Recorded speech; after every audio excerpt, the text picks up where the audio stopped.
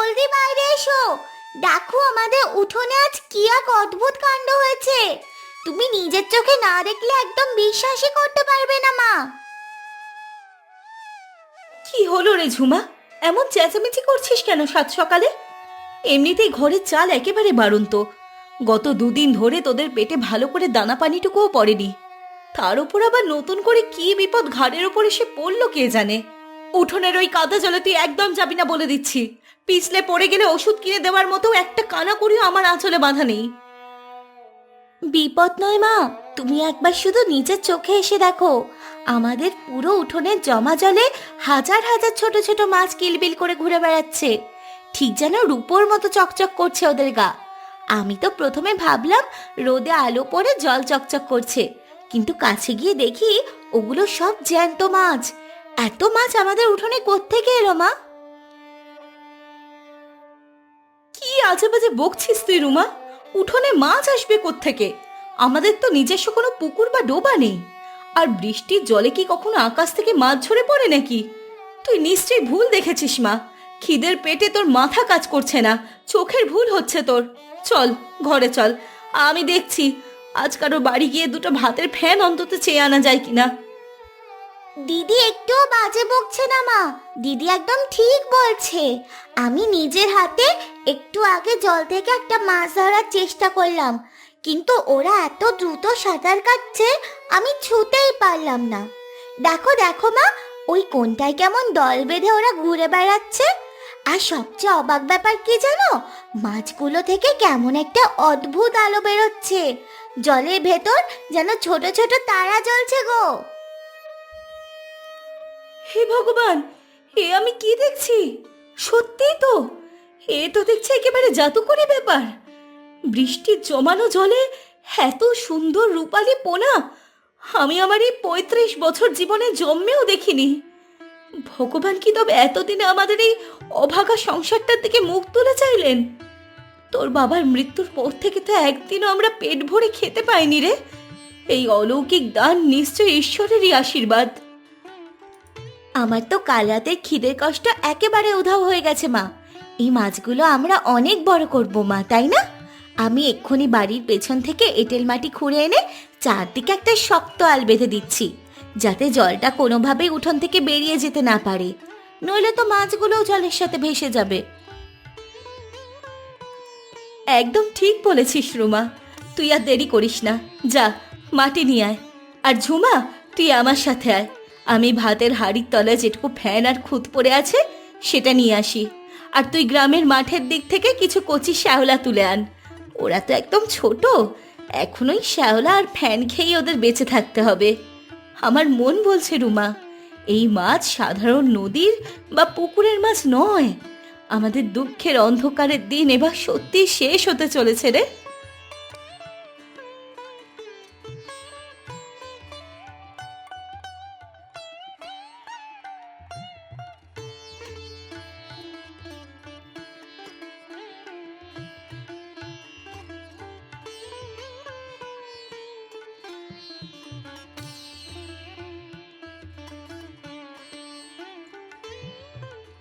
ও মা, বলি ও মা লতি, বলি হারি তোর ভাগ রে। স্বামী মরার পর তো দেখলাম হাতের অভাবে তো দিন কাটছিল, ছেঁড়া কাপড় পরেছিলি। আর আজ এখন দেখি উঠোনে রীতিমতো মাছের চাষ কুলে বসেছিস। তা বলি রাতারাতি এই বড় লোক হওয়ার বুদ্ধিটা তোকে কে দিল লা?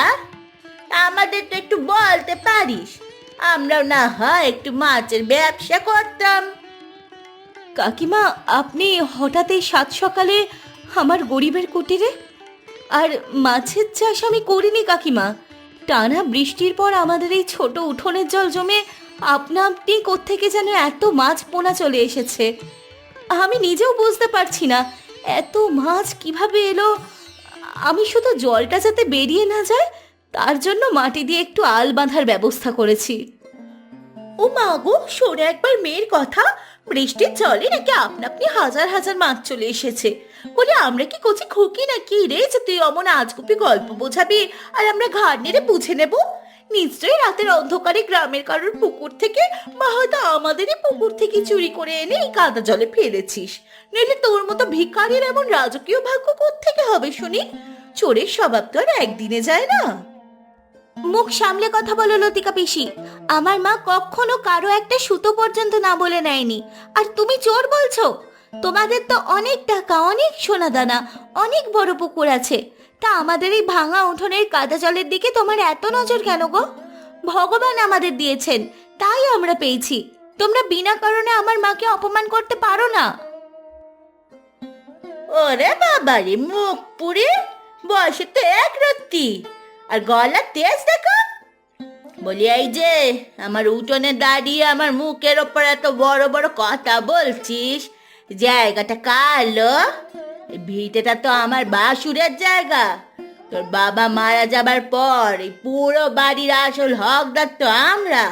তোরা তো এখানে আমাদের দয়াতে পড়ে আছিস, তাই উঠোনে যা কিছু হবে, যা কিছু পাওয়া যাবে, তার অর্ধেক বখরা তো আইনত আমাদেরই পাওনা, নাকি? কাকিমা, আপনি এসব কি বলছেন? আমার স্বামী যখন বেঁচে ছিলেন তখন তো আপনারা কখনো এইভাবে এই ভিটের সম্পত্তি ভাগ চাইতে আসেননি। এইটুকু একটা মাথা গোজার ঠাঁই ছাড়া আমার স্বামী তো আর কিছুই রেখে যাননি। আজ যখন আমার মেয়েরা এই কটা মাছ দেখে দুবেলা দুমুঠো পেট ভরে ভাত খাওয়ার একটা স্বপ্ন দেখছে, তখন আপনি এগুলোর ওপর এসে ভাগ বসাতে চাইছেন? আপনার তো কোনো অভাব নেই। এটা কি আপনার মতো একজন বয়স্ক মানুষের উচিত কাজ হচ্ছে? উচিত অনুচিত আবার কিসের রে? তুই তো এবারে বউ হয়ে উড়ে এসে জুড়ে বসেছিস, তোর আবার এই ভিটেতে অধিকার কিসের? মা একদম ঠিক বলেছে। এই মাছ বড় হলে অর্ধেক বিক্রি করে টাকা একদম চুপচাপ আমাদের হাতে দিয়ে আসবি, নইলে কালই তোকে আর তোর ওই মেয়ে দুটোকে ঘাট ধাক্কা দিয়ে গ্রাম থেকে বের করে দেব। তখন দেখবো ওই রাস্তার ধারে গাছের তলায় বসে তোরা কিভাবে মাছ চাষ করিস। আমাদের সাথে না চালাকি করতে আসিস না মালতী, ফল খুব খারাপ হবে বলে দিচ্ছি।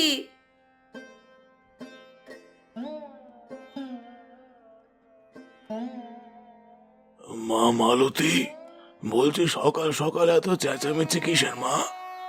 আমি তো এই রাস্তা দিয়ে হেঁটে যাচ্ছিলাম মাছের জাল নিয়ে, তোমাদের গলা শুনে দাঁড়িয়ে পড়লাম। বিন্দু দিদিমণি, তুমি এখানে? আর এই উঠোনের জলে ওগুলো কি চকচক করছে গো? আমি তো দূর থেকে দেখে ভাবলাম যে জলের উপর রূপোর কয়েন ছড়ানো আছে। রহিম চাচা, আপনি খুব ভালো সময় এসেছেন।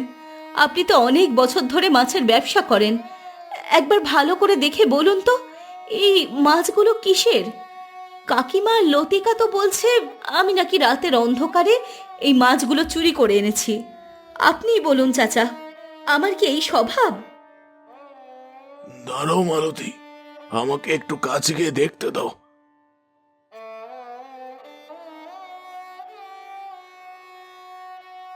ওরে বাবা, এ কি মাছ রে?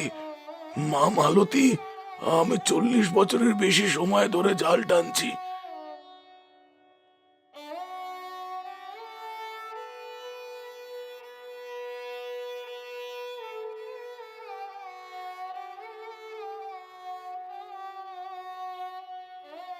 মা, তুমি রহিম বুড়োর কথা শুনলে? বাড়ি কেমন বড় বড় কথা বলে গেল। ওই ভিখারি মালতী রাতারাতি কোটিপতি হয়ে যাবে আর আমরা আঙুল চষবো, তা কিছুতেই হতে দেওয়া যায় না। আমি ওর ওই অহংকার মাটিতে মিশিয়ে তবে ছাড়বো। তুমি কিছু একটা করো মা, আমার এই অপমান সহ্য হচ্ছে না। কে বলেছিস লতি? ওর এত বড় স্পর্ধা যে আমার মুখের ওপর তর্ক করে, আবার আমাকে উচিত অনুচিত শেখায়। দাঁড়া, আজ রাতেই আমি ওর এই জাদু করি উঠোনের দফা রফা করছি। দেখি কাল সকাল থেকে ও কিসের এত বড়াই করে। আমার নামও বিন্দু। আমি যা চাই আমি ছলে বলে কৌশলে তা ঠিকই আদায় করিনি। ওই ভিটে, ওই মাছ সব আমার হবে, সব। কি করবে তুমি মা? আমরা কি রাতে লোক পাঠিয়ে মাছগুলো চুরি করে আনবো আমাদের পুকুরে? তাহলে তো কাল সকালেই আমরা বড় লোক হয়ে যাব। না রে বোকামে, তুই সব সময় একটা আস্ত গাদাই রয়ে গেলি। ওই মাছ আমাদের পুকুরে আনলে তো কাল সকালের গ্রামে সবাই জেনে যাবে যে আমরাই চুরি করেছি। রহিম বুড়ো তো জেনেই গেছে যে ওই মাছগুলো শুধু মালতীর উঠোনেই আছে। তার চেয়ে বরং অন্য এমন এক পাকা ব্যবস্থা করি যাতে সাপও মরবে আর লাঠিও ভাঙবে না। অন্য ব্যবস্থা মানে কি করবে তুমি? আমার তো বুকের ভেতরটা ধড়ফড় করছে মা। আমার ঘরে ইঁদুর মারার যে কড়া বিষের বোতলটা আছে, আজ গভীর রাতে চুপি চুপি গিয়ে ওই উঠোনের জলে আমি সেটা পুরোটা মিশিয়ে দিয়ে আসবো। কেউ টেরও পাবে না। কাল সকালে উঠে মালতী দেখবে তার সাধে সব মাছগুলো মরে জলের ওপর সাদা হয়ে ভাসছে। কিন্তু মা, বিষটা কি সত্যি কাজ করবে?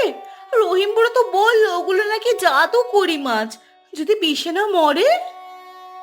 জাদু করি না ছাই, আবার ওই কড়া বিষের কাছে কোনো জাদু টিকবে না লতি। যে বিষ খেলে বড় বড় ধেড়ে ইঁদুরগুলো 1 মিনিটে ছটফট করে মরে যায়, সেখানে এই চুনোপুটিগুলো কতক্ষণ বাঁচবে? তুই শুধু দেখিস কাল সকালে মালতী কিভাবে কপাল চাপড়ে কাঁদে। ওর মাছও মরবে আর ওর জমানো অহংকারও একেবারে গুড়িয়ে যাবে। তখন ওই জায়গা ছেড়ে এমনিতেই ভয় আর লজ্জায় পালিয়ে যাবে ও। আর তারপর আমরা ওই ভিটেটা দখল করে নেব।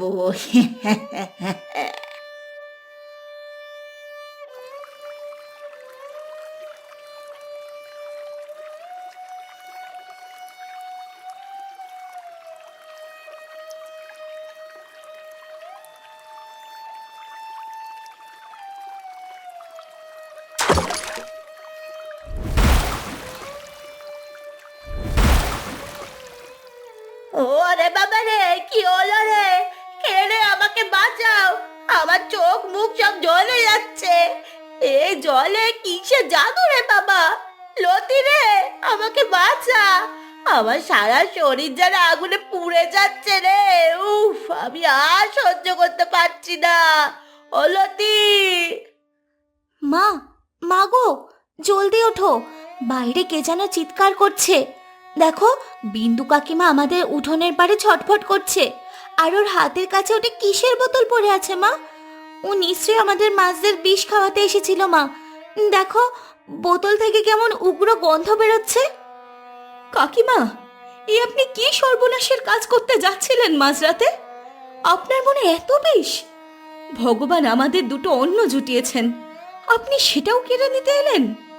আপনি একজন মা হয়ে কিভাবে আর একজন মায়ের মুখের গ্রাস কেড়ে নেওয়ার কথা ভাবতে পারলেন? আজ তো আপনি নিজেই নিজের পাতা ফাঁদে পড়ে শেষ হয়ে যাচ্ছেন।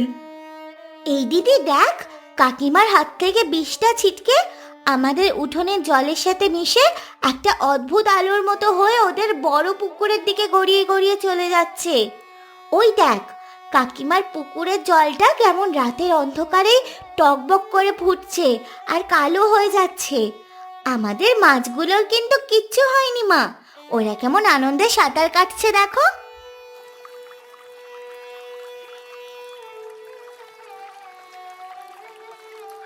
আমায় ক্ষমা করে দে রে মালতী, তুই আমায় মাফ করে দে।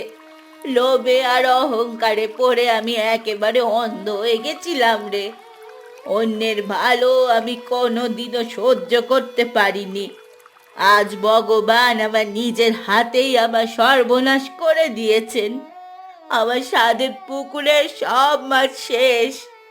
আমরা একেবারে পথে বসে গেলাম রে মালতী, পথে বসে গেলাম। আমি বুঝতে পেরেছি গরিবের ওপর অত্যাচার করলে তার ফল কতটা ভয়াবহ হয়। আমি বুঝেছি। হ্যাঁ মালতী, আমাদের ক্ষমা করে দে, তুই তো অনেক দয়ালু। কাল রাতে তোর সাথে ওইভাবে জঘন্য কথা বলা আমাদের একদম উচিত হয়নি। আমার এত অহংকার, এত বড়াই সব ধুলোয় মিশে গেছে মালতী। আমরা ভিখিরি হয়ে গেলাম। তুই যদি আমাদের ক্ষমা না করিস তবে ভগবানের এই অভিশাপ থেকে আমরা কোনো দিন মুক্তি পাবো না রে। কাকিমা, আপনারা মাটি থেকে উঠুন। আমি আপনাদের কোনো অভিশাপ দিইনি, আর আমি অভিশাপ দেওয়ারও কেউ নই। প্রকৃতি সব সময় তার নিজের বিচার নিজেই করেন। অন্যের ক্ষতি চাইলে যে নিজেরই চরম অমঙ্গল হয়, এ কথা আপনারা টাকার গরমে ভুলে গেছিলেন। তবে আপনারা আমার গুরুজন, আমি আপনাদের এই বিপদের দিনে মুখ ফিরিয়ে নিতে পারি না। মা, তুমি কি সত্যি সত্যি ওদের মাফ করে দিচ্ছ? কাল রাতে তো ওরা আমাদের সব স্বপ্ন শেষ করে দিতে এসেছিল। তোমার মনটা বড্ড নরম মা। এরা তো আমাদের কোনোদিন ভালো চায়নি, আজ কেন এদের তুমি দয়া দেখাচ্ছ? এরা নিজেদের কর্মফল ভোগ করছে, করুক না। রুমা, মা আমার, চুপ কর। ওরা ওদের ভুল বুঝতে পেরেছে। জীবনে ভুল বুঝতে পারার চেয়ে বড় কোনো শাস্তি আর হয় না রে। আর আমরা যদি ওদের মতো হিংসা আর ঘৃণায় বুকে পুষে রাখি, তবে ওদের আর আমাদের মধ্যে তফাৎটা কোথায় রইল বল? ভগবান আমাদের দিয়েছেন যাতে আমরা সবার সাথে ভাগ করে নিতে পারি। আর আমাদের এই উঠোনের জাদুকরি মাছ তো আজ অনেক বড় হয়ে গেছে। আজই আমরা রহিম চাচাকে দিয়ে মাছ ধরাই, চল। কাঁদবেন না কাকিমা, আমি আমার এই জাদুকরি মাছের প্রথম বড় ভাগটা আপনাদেরই দিচ্ছি। আপনারা এটা বাজারে বিক্রি করে আবার নতুন করে আপনাদের পুকুরের মাছ ছাড়বেন। তবে কথা দিন, আর কখনো জীবনে কারোর ক্ষতি চাইবেন না। কথা দিচ্ছি মালতী, ঈশ্বরের নামে শপথ করে বলছি, জীবনে আর কোনোদিন এমন পাপ কাজ করব না।